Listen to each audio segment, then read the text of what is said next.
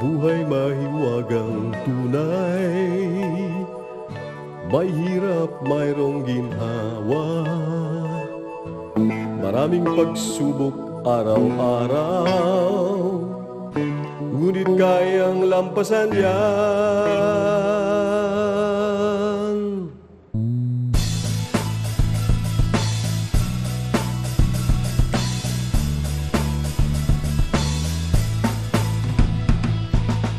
Ano man ang ating katayuan,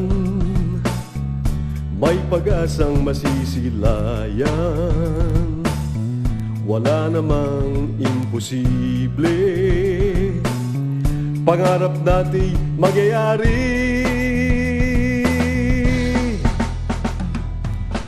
Manalig lang sa may kapal at samahan ang pagsisikap. Sa masipag walang mahirap, patuloy lang tayong mangarap. Pinoy, asenso tayo. Pinoy, asenso tayo. Pinoy, asenso tayo. Asenso. Pinoy, asenso tayo. Pinoy, asenso tayo. Paniwala ka, asenso tayo. Asenso Pinoy.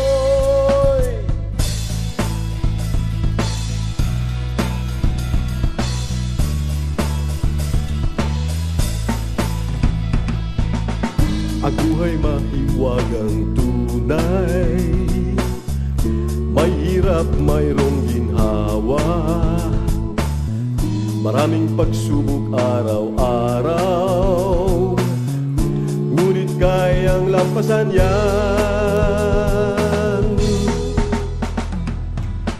Ano man ang ating katayuan, may pag-asang masisilayan. Wala namang imposible, pangarap natin mangyayari.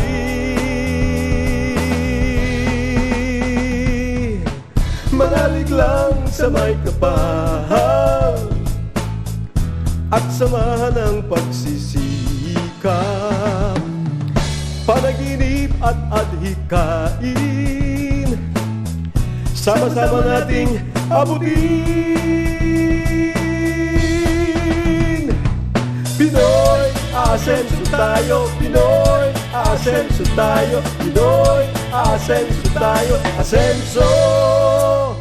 Pinoy, asenso tayo. Pinoy, asenso tayo. Maniwala ka, asenso tayo. Asenso Pinoy.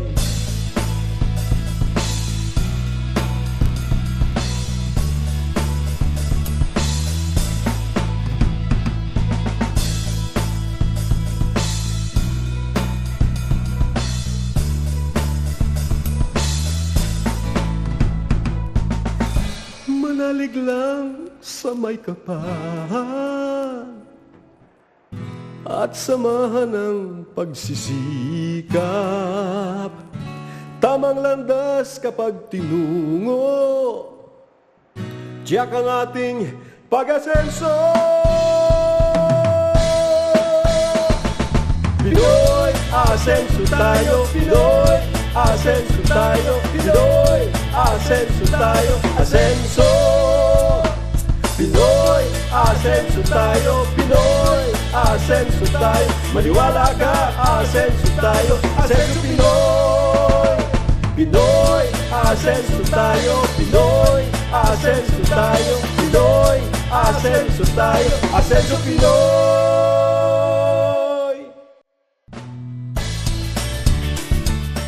Salamat sa Diyos sa isang magandang araw.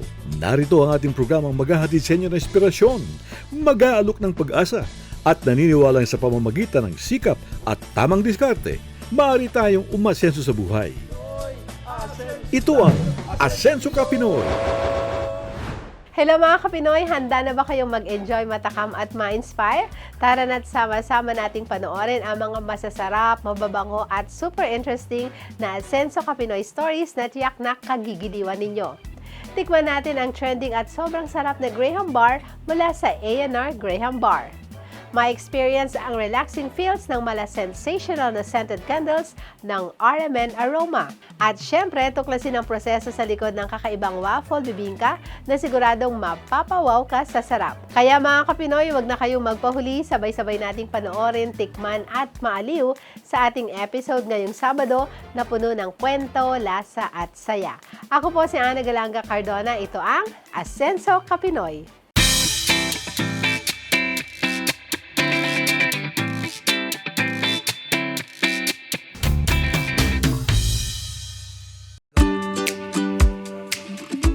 Kaliwat kanan ang mga content creators sa paggawa ng kani-kanilang version ng Graham dessert na paboritong panghimagas tuwing holiday season. Isang Gen Z from Laguna ang aming nakilala upang i-share ang kanyang journey sa kanyang Graham Bar small business. Ako po si Arlo Chester Gitan, 22 years old, at yung pangalan po ng business namin ay A&R Graham Bar.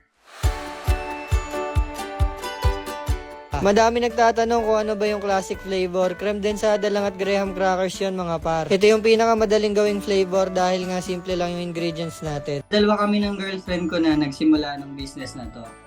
Nagsimula kami noong last September lang. May napanood kasi yung girlfriend ko sa TikTok na nagagawa at nagbebenta siya ng Graham Bar. Tapos wala pang nagawa nun dito kaya sinuggest niya sa akin na subukan namin at doon na nagsimula. Simula pa lang dati, pangarap ko na talaga maging businessman kasi na-inspire ako sa mami ko. Si mami kasi ay isa ring businesswoman. Kaya simula pa lang talaga dati, plano ko na talaga maging businessman. Kaka-graduate ko lang nitong June as BSBA major in marketing. Kaya pinopursue ko talaga maging businessman. Mula 35 hanggang 50 pesos ay maaari ka na makatikim ng ipinagmamalaking Graham Bar ng A&R. Noong simula, ang binebenta pa lang namin ay classic flavor. Yun yung pinakamura namin. Hanggang sa nadagdagan na ng nadagdagan yung flavors namin at balak ba namin dagdagan pa. Kasalukuyan po ang mga available flavors po namin ay 4 pa lang.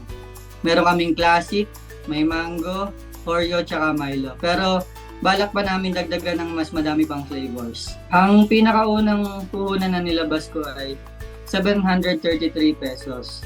Kasama na doon yung mga equipments na ginagamit namin panggawa ng Graham Bar. Hello mga Kapinoy, papakita ko sa inyo kung paano ko ginagawa ang aming bestseller classic Graham Bar.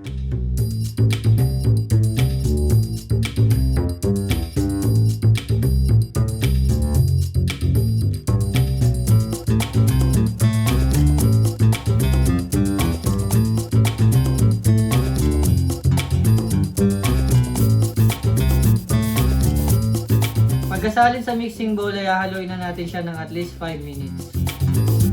After 5 minutes, nagdoble na yung volume niya at ganito na yung consistency. Pagkatapos natin i-mix yung cream natin, isasalin na natin siya dito sa nilatag nating graham crackers. Sisiguraduhin din natin na pantay yung pagkakaspread natin para pare-pareho yung sizes ng graham bars natin. Pagkatapos sa pantay yung cream, papatungan na natin siya ng graham crackers sa ibabaw.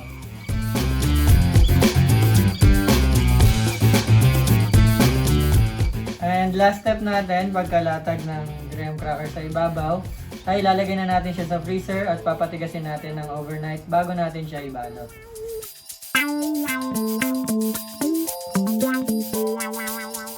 Sa pagbabalot naman, bago ko ilabas sa freezer yung container, nagre-ready muna ako ng foil. Kukunin natin sa freezer yung container. Papakita ko sa inyo kung paano ko tinatanggal yung Graham Bar natin sa container.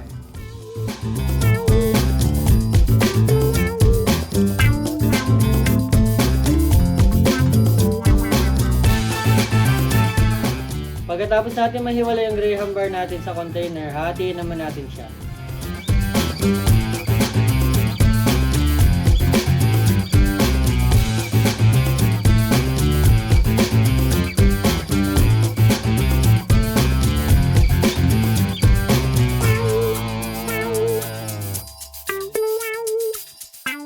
Ganito ko binabalot yung Graham Bar natin, panoorin nyo maigi.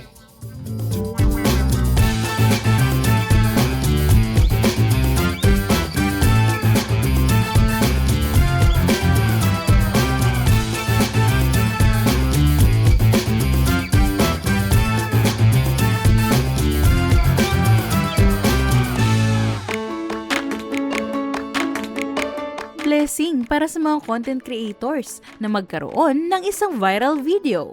Ito ang naging daan upang mas makilala ang kanyang Graham Bar business ng mga netizens. Wala talaga sa plano ko na mag-viral yung video ko about Graham Bar. Nag-affiliate kasi ako sa TikTok. Pinagsabay ko yun, pag-affiliate sa TikTok at yung pag-Graham Bar. Tinignan ko kung ano yung papatok.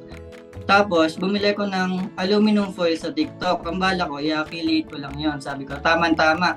Kasi nagbebenta ako ng Graham Bar, tapos gumagamit talaga ako ng foil. And then na yun, nag-video ako na nagbabalot ako ng Graham Bar. At hindi ko inaasahan na magbo-boom siya. Kaya sobrang halaga ng social media. Kasi halos lahat ng tao, meron ng Facebook, may TikTok na sila.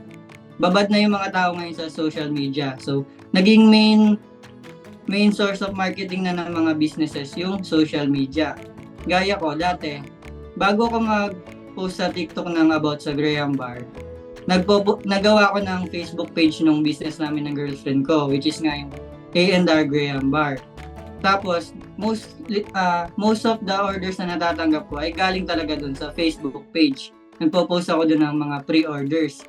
Tapos, hindi pa ganun karami yung mga orders na natatanggap ko. Pero simula nung nag-boom yung isang video ko sa TikTok, dun na talaga dumagsa yung orders na natatanggap ko. Kaya sobrang halaga ng social media. Actually, wala kaming what if ng girlfriend ko. Kumbaga, talagang sinubukan namin at nagtiwala kami kay Lord kung saan niya kami dalhin. Ang mabibigay ko lang na tips sa kanila ay huwag silang matakot na sumubok at sunugan. Kasi kahit mag-fail yung pag-try mo, hindi ka pa rin talo makaka-gain ka pa rin ng experience at knowledge. Kaya kung may idea ka ng business dyan sa isip mo, kilusan mo. Mga ka-Pinoy, kung naghahanap kayo ng masarap at tamang-tamang dessert para sa parating na Pasko, order na kayo ng Graham Bar namin. Please follow and support our page. A&R Graham Bar on Facebook and Chester Finds on Facebook, TikTok, and YouTube. Arlo Chesterton. Naging trending ang kanyang online content that turned into a business. Kaya ngayong Christmas sa Pinas, tikman na ang A&R Graham Bar, ang dessert na hindi lamang masarap, nagbigay rin ng tamis sa kanyang mga pangarap. Ako si Arlo Chester Ditan, Asenso ka Pinoy.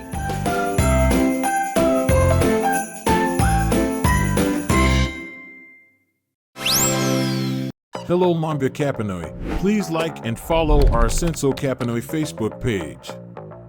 At Paramaging Updated KO and our Senso contents, you may subscribe to our YouTube channel and hit the bell button for more updates. Asenso Kapinoy.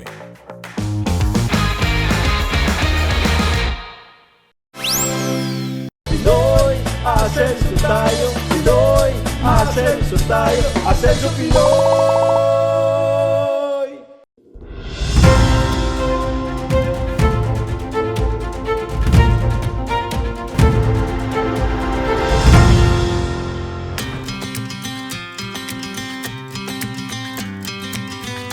Yung RM and Aroma po is scented candle po siya, pero meron siyang twist.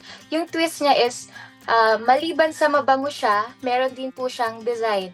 Depende po kung ano yung design na available sa amin or kung saan po kami makakahanap. Pero pag nag-suggest po yung client namin, kung kaya namin po i-provide, ipaprovide po namin. May family gathering kami ng boyfriend ko.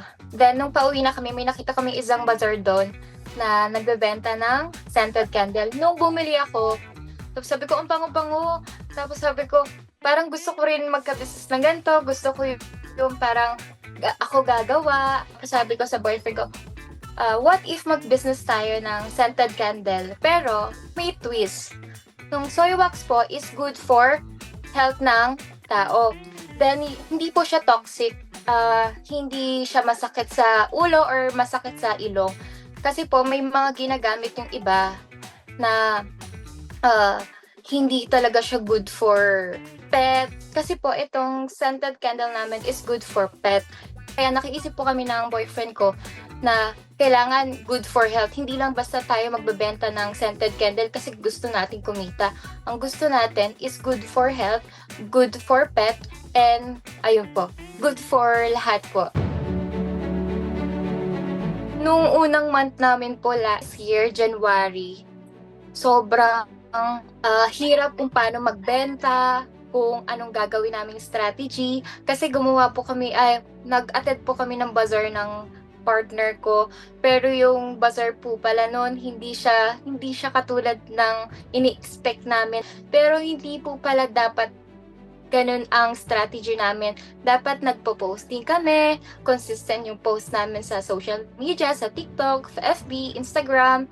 Good communication din, madali kang makapag-reply sa kanila, mabigay mo sa kanila yung quality ng product mo.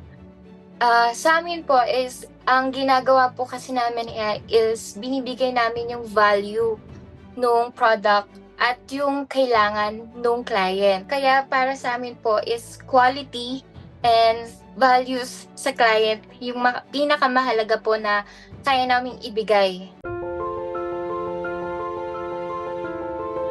Sa buong isang taon na nangyari yung business namin na nagkaroon kami ng RM and Aroma, ang naging best qualities ko po is consistent ka sa ginagawa mo, huwag kang susuko.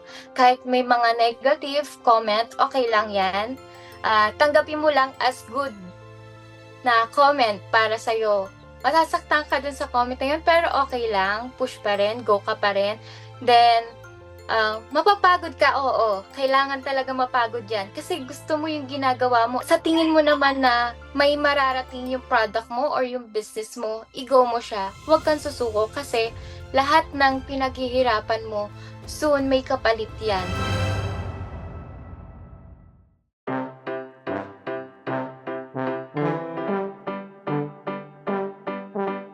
Meron na kaming design for Valentine's. Meron na po kaming design sa Chinese New Year.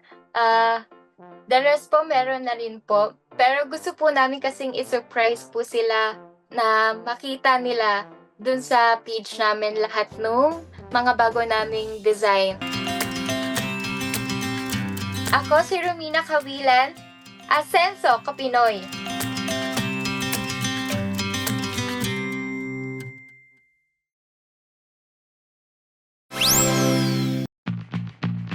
Gusto mo bang maitampok ang iyong negosyo o Asenso story sa Asenso Kapinoy? Madali lang yan. Maaari mong i-message ang Asenso Kapinoy Facebook page at mag-send ng letter sa aming email address flashed on screen. Ating tandaan, sa pamamagitan ng sikap at tamang diskarte, maaari tayong umasenso sa buhay. Asenso Kapinoy.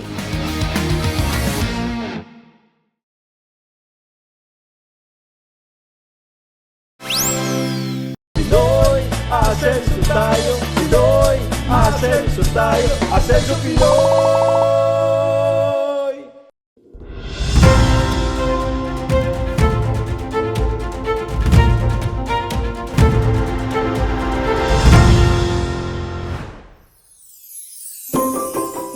Ramdam mo na ba, Kapinoy, ang malamig na simoy ng hangin ngayong panahon ng Kapaskuhan? Tuwing sasapit ang Christmas sa Pinas, dalawang Pinoy delicacy ang laging bida, ang masarap na bibingka at puto bongbong. At kung sakali na mapadaan kayo sa Kakanin Lane ng JP Rizal sa Marikina, matatagpuan ang 222 Cafe. Hindi lamang sila nagsiserve ng coffee at delicious pastries, syempre, matitikman mo dito ang all-time favorite nating mga Pinoy, ang bibingka at puto bongbong. And there's more, dahil ang simpleng bibingka ay ginawa pa nilang bibingka waffle. Parang gusto kong tikman ito Nakasama sa kanilang exclusive menu. Kapinoy, let's meet the guy behind 222 Cafe. Ako po si Angelo Borja. Ako ang owner ng 222 Coffee Co. dito sa 222 JP Rizal. Very affordable and cool ang ambience dito sa 222 Cafe. Bakit nga ba naisipan ni Angelo na magtayo ng cafe business? Nagsimula to nung pandemic. Bali, na-inspire ako sa coffee shop sa mga nagbukas, ganun. Tapos, year 2, nag-aaral ako sa coffee. Iba't ibang coffee shop yun nandito sa Marikina. So, na-inspire ako magtayo ng sarili ko. Yung 222 kasi address ng shop. At the same time, angel number siya. So, the right place at the right time. Dito sa JP Rizal, 10 years na kami. So, 10 years na kami nagtitinda ng pasalubong, goto, puto, bumbo, bibingka. So, yung negosyo nila, Airpat Airmat ko, may franchise sila ng Ferens Bibingka. Na-offer ko dito since meron kami. Itong menu namin na bibingka yung puto, bumbo, inspired to sa Ferens Bibingka since ito yung negosyo namin. Bata pa ako kasi yun na yung negosyo nila Airpat, yung franchise na yun. At itong kakaiba dito sa bibingka natin, itong bibingka natin is made with pure galapong. So, ito yung stick rice na bilog na talagang starchy. Then, yung puto bumbo, ang ginagamit naman namin yung pirurutong rice. So, basically, brown rice siya, long grain, and matakaw siya sa tubig. Kaya steam yung pangluto sa kanya. Ngayon, nag-innovate kami with baking. So, gumagamit na kami ng electric ovens. Mas safe siya compare sa charcoal. Ngayon, yung puto bumbo, nag-convert lang kami from the bumbo itself, yung bamboo sticks, to Teflon sticks. So, yun na yung tubes na puti, yung Teflon. Dito sa Tututo Cafe, premium ang mga ingredients na ginagamit sa paggawa ng bibingka at puto bongbong. Kaya sure ka na masarap and worth the price. At para lalo pa tayong matakam sa puto bongbong at bibingka ng Tututo Cafe, ipapasilip sa atin ni Angelo ang kanilang proseso sa paggawa ng bibingka at puto bongbong. So, ganito po namin lutuin yung bibingka namin sa shop. So, start kami by preheating our oven. Tapos, niluluto namin yung banana leaves para hindi siya maglasa masyado sa bibingka. So, hintayin lang natin siya maglambot. So, salang muna tayo na 4 na peraso. So, tawag dito, bibing cute kasi cute siya. Cute size. Prepare naman natin yung butter. So, mag-start tayo lagi sa pag-crack ng isang itlog.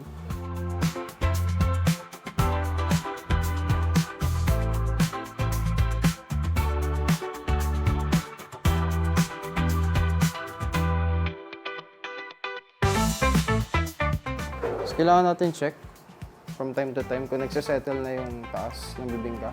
So ito, medyo ready na siya lagyan ng toppings. So pag maaga nyo siyang nilagyan ng toppings, so lubog yung itlog na maalat. So dapat tama lang para hindi siya bumagsak. So another 10 minutes po siya. So pag binabantayan mo siya, mamamonitor mo kung saan mo siya iikot. So, ito na po yung bibingka.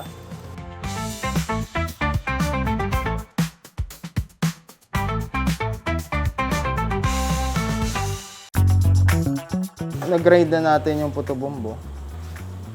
Pwede na natin siya lagi sa ulmahan. So, lalagyan na natin ito to fill, hindi yung siksik. Once na mapuno, okay na siya. Para makatravel yung steam doon sa bigas. Salang lang natin siya sa steamer. 2 minutes lang yan. Minsan, segundo lang yan pag sobrang init. Pag luto na yung bumbo, pwede na po natin siya itaktak. Sticky siya. Tapos ito na ang ating puto bumbo. Isang tube. Pangalawang tube. So, this is our puto bumbo. Yan po.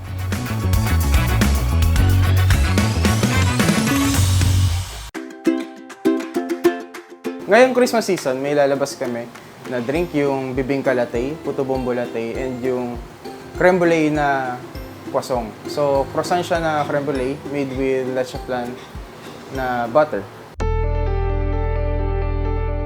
Bilang isang Gen Z business owner, paano siya natuto sa tamang pagpapatakbo ng kanyang negosyo? Number 1, aralin niyo yung market. Aralin niyo yung kung ano yung gusto niyo. Kung passion niyo to or gusto niyo lang siyang establish. And number 2, magtiwala kayo sa parents nyo kapag may sinabi sila na hindi maganda doon sa negosyo. Humingi kayo lagi ng tulong sa mas nakakataas. And most importantly, mag-pray kayo lagi. As for guidance, yun ang pinakamahalaga kung nasa right path pa kayo na pinupuntahan. Kung pang negosyo ba talaga or is just something na hindi dapat ituloy. Ako si Angelo Borja, Asenso Ka Pinoy.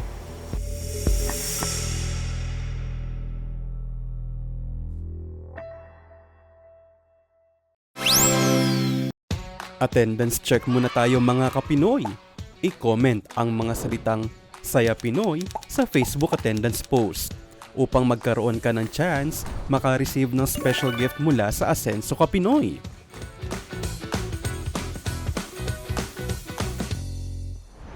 Ay, grabe mga kapinoy ang episode natin ngayong Sabado. Sobrang sulit. May halong aral sa buhay, bida sa negosyo, at sarap sa pagkain. Kompletong combo. Kung naghahanap kayo ng motivation, bagong food discovery, o gusto nyong ma-relax kahit sandali, perfectong episode na to para sa inyo. Shout out sa mga napaka-inspiring na negosyo ng A&R Graham Bar, ang feel-good scents ng RMN Aroma, at ang chill at cozy na vibe ng 222 Cafe. Salamat sa pagbabahagi ng inyong Asenso Ka Pinoy story. Nakakatuwang malaman ang mga kwento sa likod ng bawat tagumpay, bawat produkto at bawat pangarap. Sa mga nanonood, di ba sulit sa saya at inspirasyon? Anong pinaka-favorite part nyo sa episode natin mga Pinoy? Share mo naman, i-comment nyo na yan below. Thank you for always watching Asenso Ka Pinoy live stream tuwing Sabado sa aming YouTube channel. For feature suggestions, you may message us in our Facebook page. Huwag kalimutang mag-subscribe sa Asenso Ka Pinoy YouTube channel, i-follow kami sa Facebook and TikTok. Stay updated sa aming latest ganaps at exciting gimmicks. Plus, may chance pa kayong makatanggap ng special gift mula sa Asenso Ka Pinoy. Kaya ano pang hinihintay nyo? Like, follow, and subscribe na! #Asenso Ka Pinoy. See you again next Saturday mga Kapinoy para sa mga makabuluhan, nakaka-inspire, at puno ng good vibes na mga Asenso Ka Pinoy story. To God be the glory. Ako po si Ana Galanga Cardona na nagsasabing, Asenso Ka Pinoy. Mga Kapinoy, before we end our program, I'd like to invite all of you to please subscribe, like, follow, and share our Facebook page and our YouTube channel, Asenso Ka Pinoy.